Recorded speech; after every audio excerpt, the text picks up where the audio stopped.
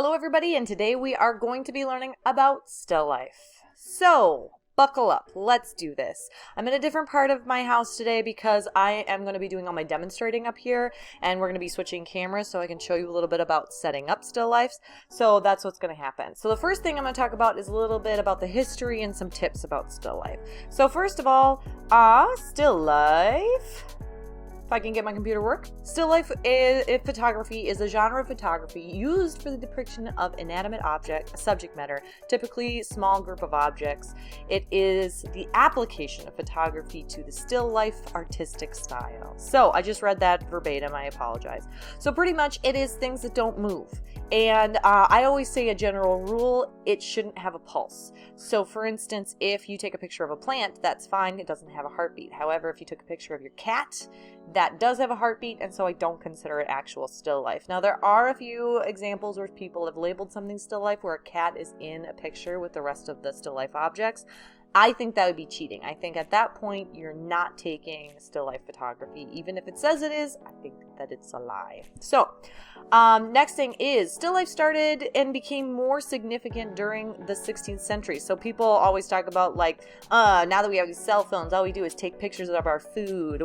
This is what art has come to. Actually, that's where art began. Art started with a lot of still lifes, and the reason why is because still life was accessible, and it was allowed the artist to be able to take a picture or draw what they were looking at and have time to actually control all the elements. They didn't have to wait for a person to adjust or kind of like work with a living person that was very difficult. And so here in photography, it's the same thing. Still life allows for the artist to have complete control. So you can move around your objects as much as possible. They're never going to get bored. Their smiles aren't going to droop. You don't have to worry about your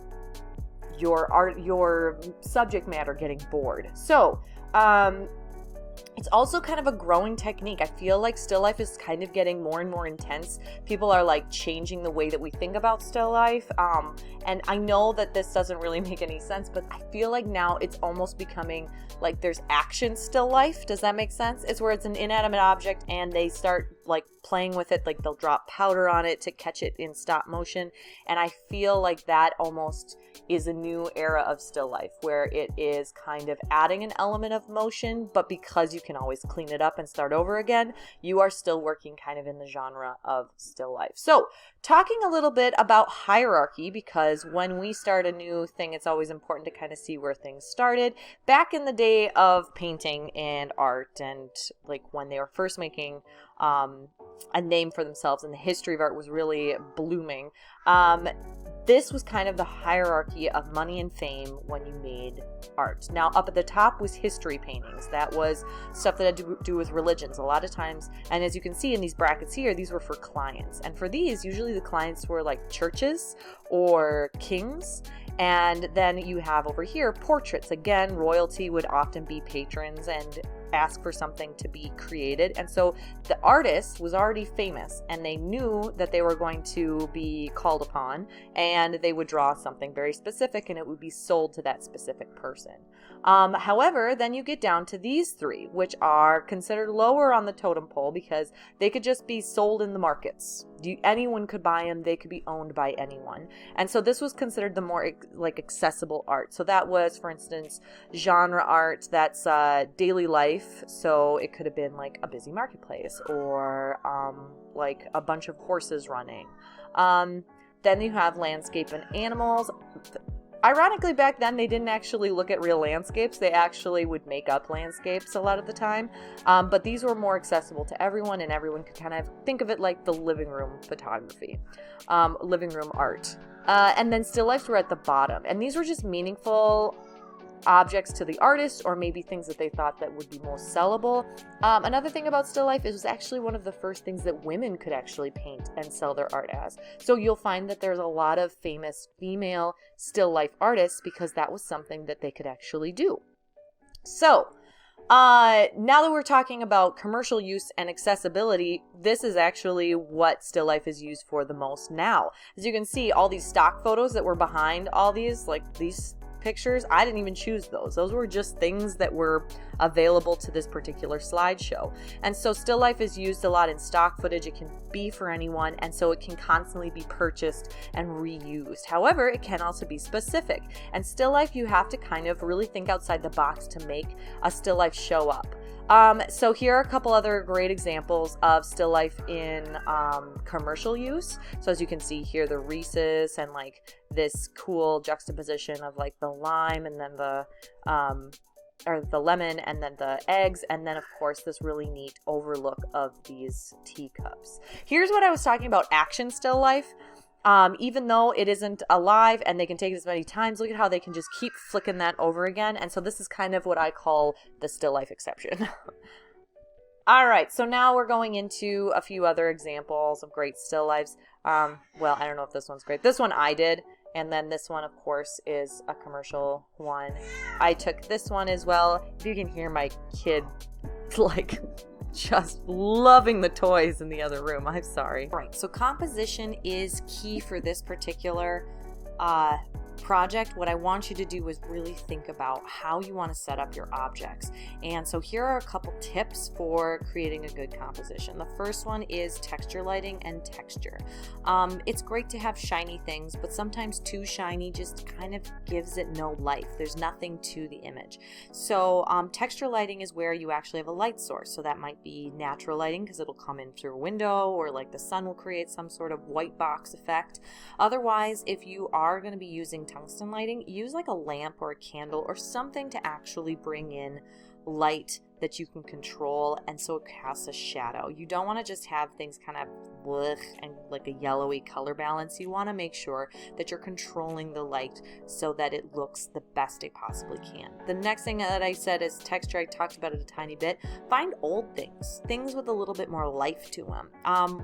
If you, for instance, I know that earlier there was the picture of like the teacups and they're very clean and organized. That's great. That still has a texture though. They had those repeating objects and they showed a purpose. The other thing is odd numbers. Now this is actually, you can break this rule. All rules are meant to be broken, but they're meant to be broken on purpose. I don't want you to not know what you're doing with it. So if you see here, these are 4 cups. That isn't an odd number. So this is kind of like just a guideline, but the 4 cups are so organized and in a straight line. It just shows that perfect symmetry, but this hand kind of creates that odd man out kind of look to it, and so it still does have that odd number. Now the next one that I want to talk about are triangles. So see, if you're going to create something, if you're not shooting straight down, try and create some sort of hierarchy. Find a way of kind of creating a strong base on the bottom and then have things kind of point up. And what it does is it makes a really nice line for your eyes to follow, and it creates a really nice picture. The other thing I want to show you is the rule of thirds. The rule of thirds is like, think of your screen as like a tic-tac-toe box and then hit one of those boxes with the interesting content. Even this back picture, look at this background picture. I didn't choose this. This was just automatically there for me. Look at how even in this they're using the rule of thirds. The most interesting piece is at one of these 4 points. So we are going to go, I'm going to switch to vlog mode. I'm going to be going to demonstration, and I'm going to be showing you how to set up your own still life so you can have some fun doing this on your own. First thing you want to do is make sure you choose natural light or intentional light. So either go to direct sunlight or go to light like a candle light or a lamp light, but make sure that it is not just random lighting. Make sure that you actually thought about where your light was coming from. Second is choose a purpose. So it'll be easier to create a meaningful work of art if you think about your purpose that you're doing this for. So my theme is going to be my grandpa. So everything is either things that I got from my grandpa or things that remind me of him. Number 3 is choose similar items. So maybe it's my grandpa, but I all of a sudden decided to put in like a cell phone because I talked to him on the cell phone. That doesn't fit with the rest of the things. So make sure that you are choosing items that go together. Number 4 is pick through and select the best items from your theme. Remember, like I have a bunch of stuff on this table, as you can see, but I'm going to go through and choose the stuff that I think will best fit my scenario, so I'm not just having a cluttered piece. So really be conscious about the pieces that are in and make sure that they are working towards your final theme. So for this, I want to talk about the angle in which you take your picture, because a lot of times we just think, oh, I'm just going to take a picture from just straight on. So I'm going to talk about the 3 basic angles that you want to use. The first one is, of course, just straight on, taking a picture straight on. But when you do this, you want to be aware of what's in your background. So if I take a picture right now of this particular setting, you can see that I have got a bunch of stuff in the background that doesn't fit in there. So be very aware of what's in the background of your picture. And so for that, sometimes it's hard to do because we might not have an area of our house that's just set up for a backdrop. So there's also the second way people take pictures, and that is where they just stand up and they take at an angle. Now in this particular situation, this could work just fine, except for if you're taking at an angle, think about what you can see and the way that your eyes float around the picture. Is it following the rule of thirds? And also, now is it just kind of looking like a stack of things put together? And so just kind of be aware of that as you are making your picture. Now the other way that you can do this is go straight up and down on your video. So I'm standing out of the screen, I apologize.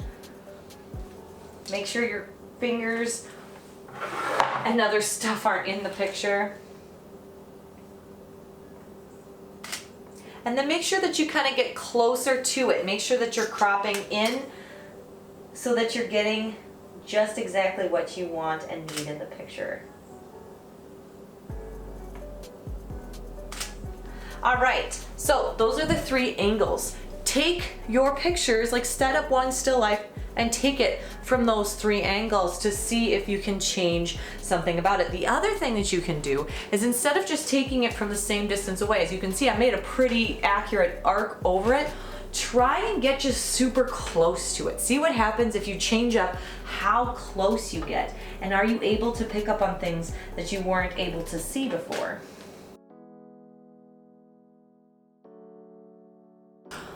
All right, so that is today's lesson. I hope that you enjoyed it. I hope that you find it helpful, and I hope you're able to go out and take some great Instagram or great still life pictures, which was kind of a Freudian slip, because I would also love to see people start sharing their art more on the gram or on social media. And so if you decide to do this and you are feeling comfortable sharing it, I would love to see what you have done socially as well. So if you want to share it with me, please at me. Here is right below is what my Instagram profile is, and I would love to see what you're doing with it and how your still life's turned out. So I hope you have a really great day, and I will talk to you later.